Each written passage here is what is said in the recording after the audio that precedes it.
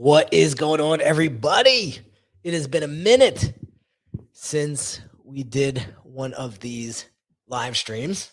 And big shout out to everybody that's listening to the podcast as well. Today, we're going to be talking about the power of exclusivity. I want to share with you a quick little story. I recently got back from a family vacation in Los Angeles. We were in Newport Beach, beautiful, beautiful town. And we went up to Beverly Hills for one of the days that we were on vacation, and we got to hang out on Rodeo Drive for the day. And it was very interesting to see how these high-end brands, for those that don't know who or what Rodeo Drive is, it's a street in Beverly Hills, one of the most expensive towns in the country. Um, they have this one road where all these high-end stores set up shop, like Rolex and Philippe Patek or Patek Philippe, whatever, Balenciaga and all these high Versace, Dior, all these high end shops. They all are up and down the road, right? So we wanted to go and window shop, really. My mother wound up buying this beautiful Cartier uh, ring, and that's a story for later. I'll share with you. Um, but it was fascinating to watch how these higher end brands used exclusivity to get people in the door, right? There were some shops there, I forget their names, um, where it was so expensive. It felt so expensive that I knew I had no business being in that store. It was just holy, like Panerai. It's like a beautiful watch, right? I am not Panerai level by any means yet. Asterisk yet. But I didn't even bother going in the store because it felt so exclusive, so high end.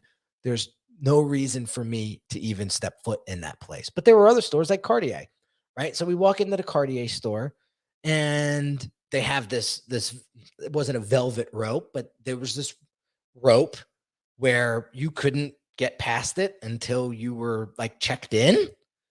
And then when you got checked in, you were asked if you wanted a glass of champagne.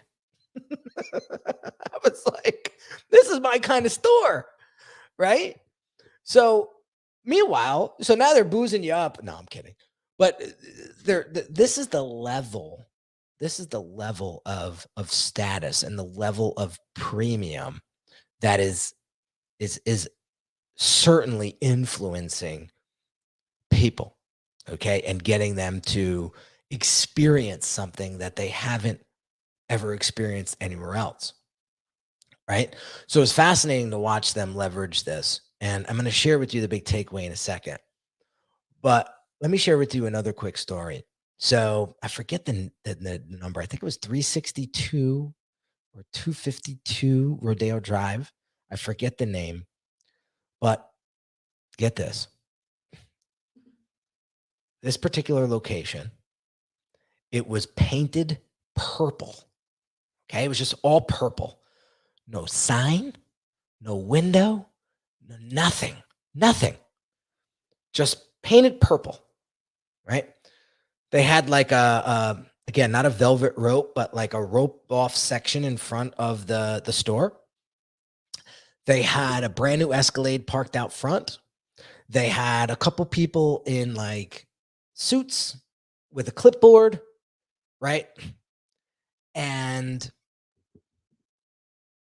the first thing my wife did was Google the address to find out what the hell was going on in that store. That my branding antennas went 10 feet in the air when my wife did that, because it just solidified what exclusivity does to people. It makes them extremely curious. It makes them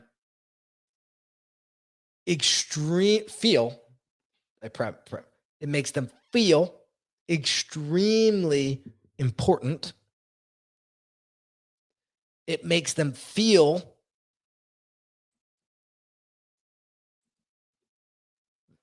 very one of a kind. And that's what people want to feel at the end of the day. So, my question is, how are you implementing this into your business? And is this something that you even want to do for your business?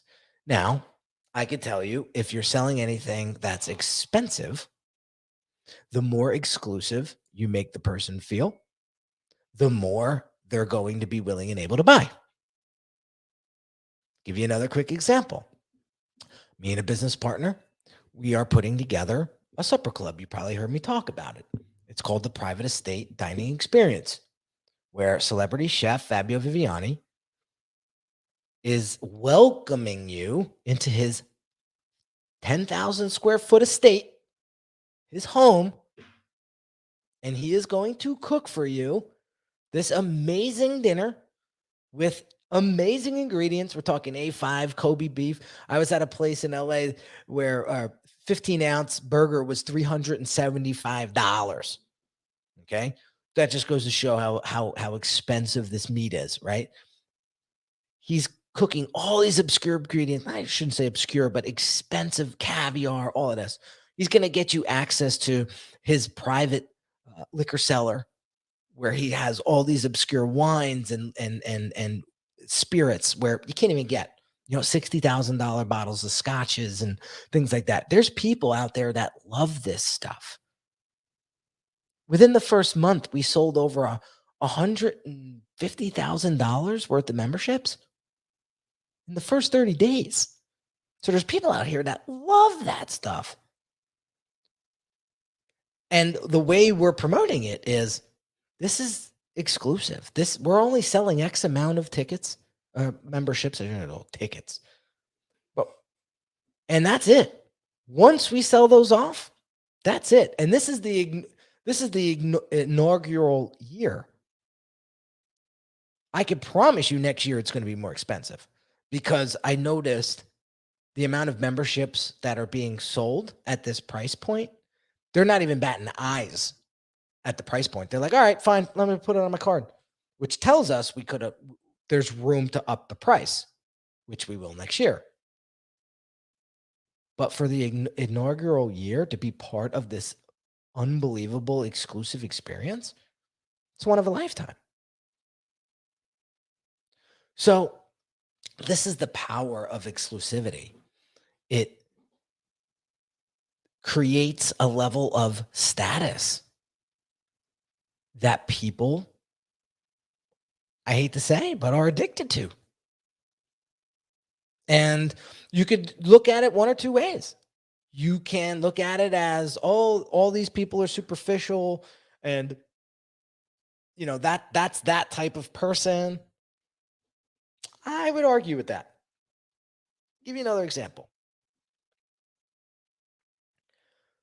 There's a time and a place. Well, there was a time and a place where I felt like I needed all of that to feel good about myself.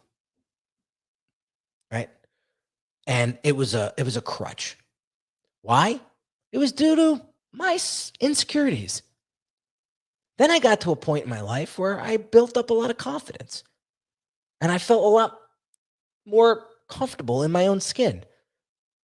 And here's the funny part. I still like expensive things, and that's okay. But I like them for different reasons. I like them now because it's more of an experience than anything else. It's not because I want you to see me doing it. It's because I want that experience for my family, for myself. Period. End of story. So the thing that I want you to get before we start to wrap up is, it's okay as a business or a brand to be exclusive. and to only want to have a certain person coming down your pipeline or being part of your world, your business. I think where brands get it wrong and get stuck is they try to please everybody. They try to bend the rules to get everybody in. And that's where you fail miserably. Right? If you don't have 10 grand to get into our supper club, you're not getting in. Period. Maybe next year. But we're not going to apologize for that. That's where I see a lot of consultants in that. They bend. You know what? We'll give you an 18 payment plan,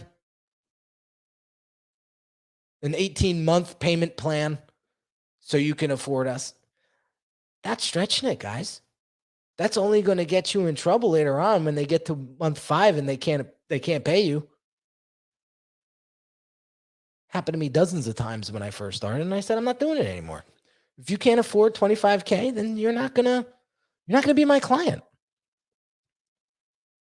Funny thing about that is there's plenty of people out there that can afford $25K for their business. So I'm working with an exclusive market segment. What kind of exclusivity are you creating inside of your business? And I'm not talking the fake scarcity BS. That's not what I'm talking about here. You know, when you walk into Rolex on Rodeo Drive, you know what you're walking into, right? When you walk into Dior, when you walk into Prada, when you walk into Fendi, you know what you're walking into, right? We looked at a jacket. It was 30 grand at Fendi, right? There's other people that walk into Fendi. They're like, that's cheap compared to the coat I bought last week. So I think we get tied up in bending the rules and not being as exclusive as we should when it comes to dialing in who we want to do business with. Or we feel embarrassed, or we feel like we don't deserve to charge that much or to create those parameters of our business. And then we wind up with no business. So the big takeaway here is there's a lot of power in exclusivity if you use it properly and you use it with discipline. I'll give you another quick example. My wife loves the Beverly Hills Hotel. So we were in town. We had gone years ago. We were up for one of our 5-year anniversary, I think it was. And her and I went and we had a couple drinks down by the pool. And you walk into this place and it just reeks of class. You know, Frank Sinatra used to live there, Marilyn Monroe. I mean, this place is filled with history, and it's just when you walk in, you just feel like, you know, you're somewhere, right? Somewhere elite, somewhere established, right? So after lunch, my wife's like, let's go down to the Beverly Hills Hotel and let's go grab a drink. So we get down there and we go down by the pool and we're hanging out there a little bit. And then we go into the Polo Lounge. Right? Polo Lounge, it's in Drake songs. Like there's a lot of who's that do a lot of business in the Polo Lounge. So we walk into the Polo Lounge and they were very polite. We sat down, we had a couple drinks, and now the place starts getting packed. Right? Funny story about this is my son has his iPad with him. So, and he's very good. And it could be, you know, a Michelin star restaurant, or it could be McDonald's. And he's always a gentleman, right? And he brings his iPad and he goes to turn the iPad on. And the hostess comes flying over and was like, I'm sorry, Mr. and Mrs. Kaminski, you know, unfortunately, we don't allow tablets or iPads in the Polo Lounge. Okay. No problem. Turned it off and got on continued our conversation. Then another guy walks in. I saw these two guys in suits in the corner, kind of behind me, waiting for somebody. And I see this guy come in, and he was dressed decently, but he had a hat on. And he comes walking in to meet the two guys in the suits. And he sits down, and the guy comes rushing over to him. The host comes rushing over to him. And I hear him say, "I'm sorry, sir, you have to take your hat off.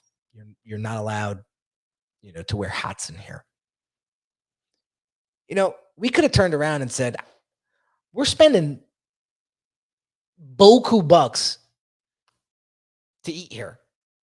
Right? I think 3 glasses of wine for me was like $60. If I want to watch my iPad, I'm going to watch my iPad. You can have that attitude, and then you could get escorted right the hell out.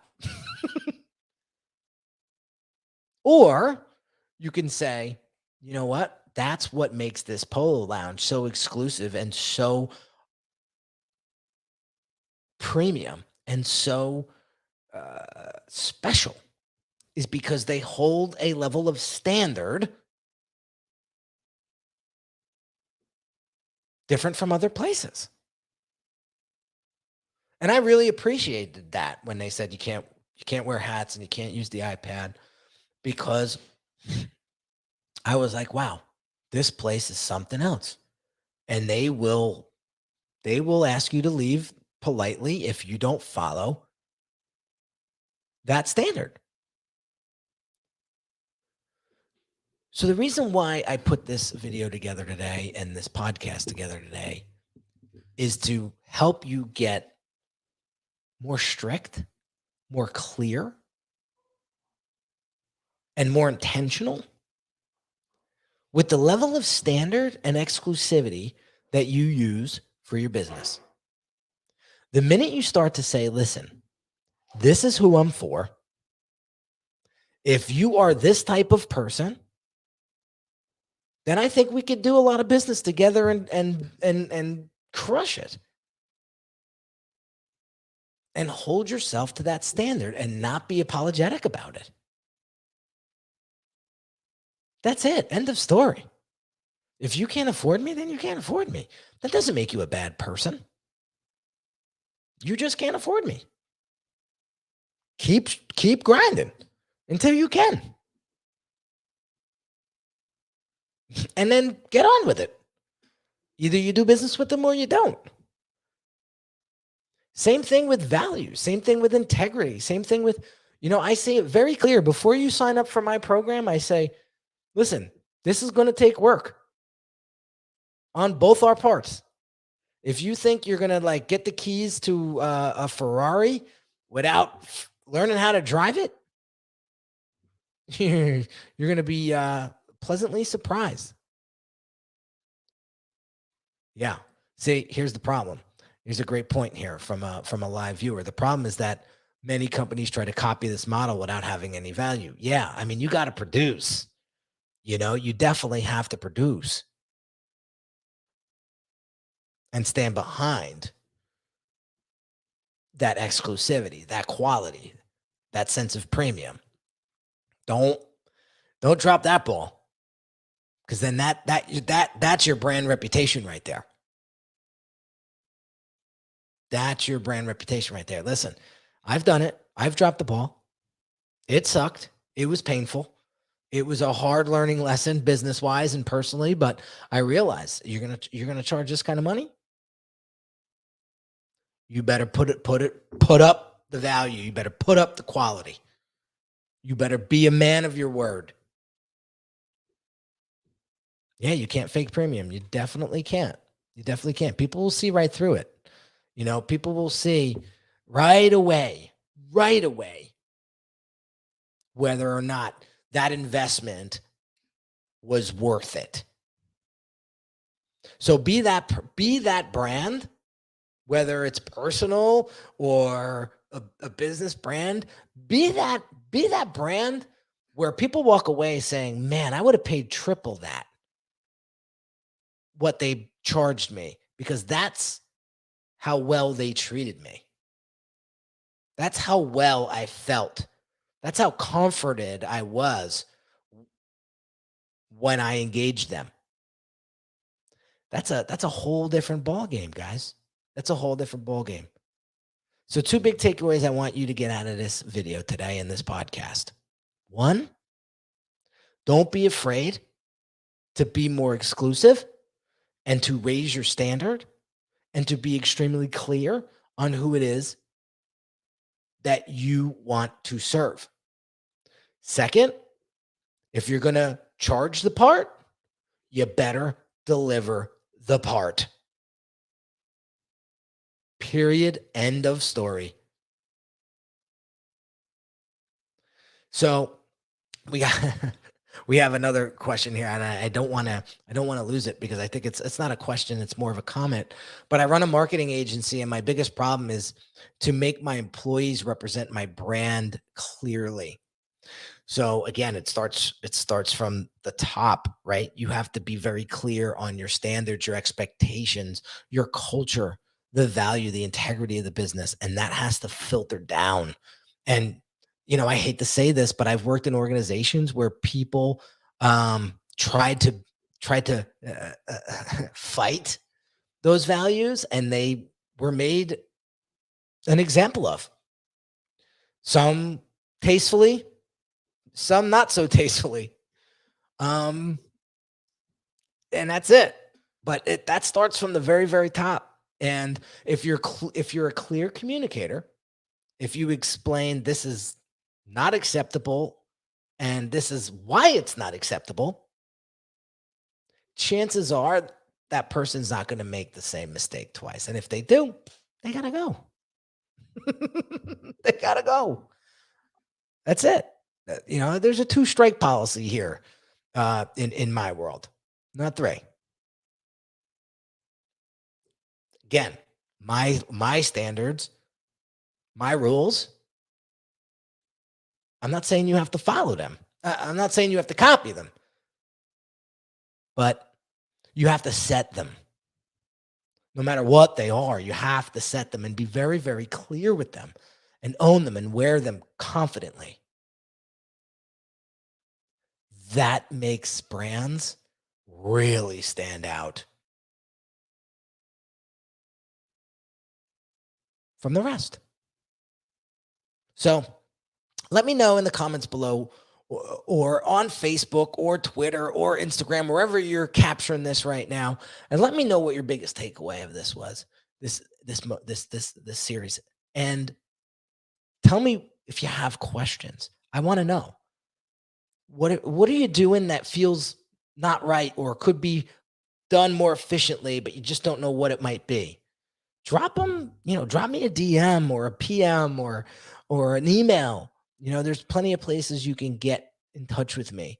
I invite those questions because they're so valuable to me, because it helps me understand where you're struggling when it comes to this. Listen, I want everybody to be a premium brand. I want everybody to be an exclusive brand, because I feel like if you're a personal brand monetizing your expertise and you actually got the goods, then you deserve to be paid what you're worth. And that's top tier. That's top level. I will never, ever argue with that. If you have the proof that you could deliver the goods, then you deserve premium. And I want everybody to start living a more premium life. Why? Because I spent years of my life feeling less than, feeling like I was unworthy. That's why I'm so passionate about this. It's not because I like fancy shit and expensive stuff. It's because I spent a majority of my life very insecure, and I covered it with a lot of expensive stuff and fancy shit. Now I do things for different reasons, and I want to share those reasons with you, because some of you may resonate with them. Some of you may not. Again, drawing the line in the sand and sharing these stories with you. So that was my time in Beverly Hills on Rodeo Drive and at the Beverly Hills Hotel. It was a lot of fun. Highly recommend you guys go. If you ever want somewhere really nice to eat that has exceptional food, and you might find some movie stars there as well, is the Ivy. It's on Robertson. Um, Phenomenal place. Anytime I'm in LA, I go to the Ivy. Awesome, awesome. The service is amazing. And if you ever get a chance to pop into the Beverly Hills Hotel and grab a drink at the Polo Lounge, do it. Just make sure you're dressed appropriately and you don't bring any iPads. Oh man. And more to come this week. I'm going to share with you some more stuff about positioning, about exclusivity, about becoming more of a premium brand for yourself and for your business. Because if you're going to compete, you might as well compete on value and at the top level. You might as well be the most expensive shop in house than to try to compete on price. Because again, everything communicates something. Every move you make in your brand is going to say something.